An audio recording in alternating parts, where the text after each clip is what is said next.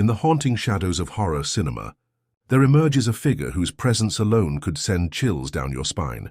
Meet Barbara Steele, the undisputed queen of Gothic horror, whose mesmerizing performances in the 1960s redefined what it meant to be a horror icon. It's 1960, and a young actress with hypnotic eyes and striking features steps onto the set of Black Sunday. Little did anyone know that this film would launch one of the most remarkable careers in horror cinema history. In this breakthrough role, Steele didn't just play one character, she embodied two, a vengeful witch and her innocent descendant. The duality of her performance was nothing short of spectacular, showcasing her incredible range and setting the stage for what would become her signature style. But what made Barbara Steele truly special wasn't just her looks, though those piercing eyes and sharp features certainly helped. It was her ability to dance on the razor's edge between vulnerability and strength, between victim and villain. In films like The Pit and the Pendulum and The Horrible Dr. Hitchcock, she didn't just act, she transformed the screen into a canvas of psychological terror. Think about it. In an era when horror actresses were often relegated to simply screaming and running, Steele brought something entirely different to the table.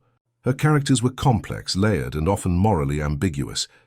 Whether she was playing a tormented soul in Castle of Blood or a mysterious figure in The Long Hair of Death, she brought an intensity that was impossible to ignore.